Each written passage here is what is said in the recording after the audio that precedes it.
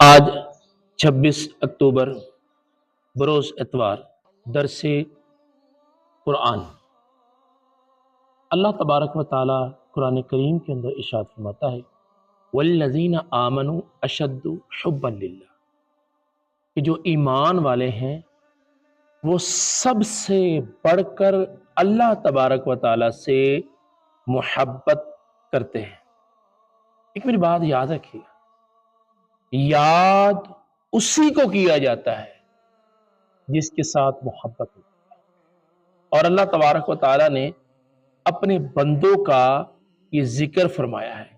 اور ایک اور جگہ پر کہ میرے سامنے قرآن پاک کی وہ آیت ہے الذین یذکرون اللہ قیاما وقعودا وعلی جنوبہم، کہ جو عقل مند لوگ ہیں وہ کھڑے بھی اللہ کو یاد کرتے ہیں، وہ بیٹھ کے بھی اللہ کو یاد کرتے ہیں، وہ جب بستر پہ جاتے ہیں اس وقت بھی اللہ تبارک و تعالیٰ کو یاد کرتے ہیں، اور ان کے دلوں پر اللہ تبارک و تعالیٰ کی یاد رہتی ہے۔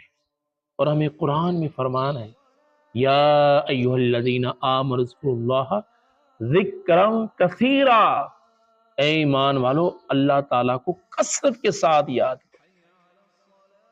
سبحان اللہ۔ اور ایک اور جگہ پر آج دنیا کے اندر، میں اس آیت سے پہلے ایک عرض کروں گا، بندہ کہتا ہے کہ مجھے اچھے الفاظ سے یاد کیا جائے۔ آج دنیا میں بندہ کسی کا بہت زیادہ نام لیتا ہے نا، کسی کو اپنی والدہ سے محبت ہوتی ہے، والد صاحب سے محبت ہوتی ہے، بار بار گھما پھرا کے وہ بندہ وہیں پہ بات لے آتا ہے، محبت ہے نا۔ تو اگر اللہ تبارک و تعالی اس کا ذکر کرے اس بندے کا، ہو سکتا ہے آپ کہیں گے یہ کیسے ہو سکتا ہے؟ جی ہاں، قرآن کریم کے اندر اللہ فرماتا ہے فَاذْكُرُونِي اذکرکم، تسی میرا ذکر کرو میں تھوڑی شانہ بلند کر دوں۔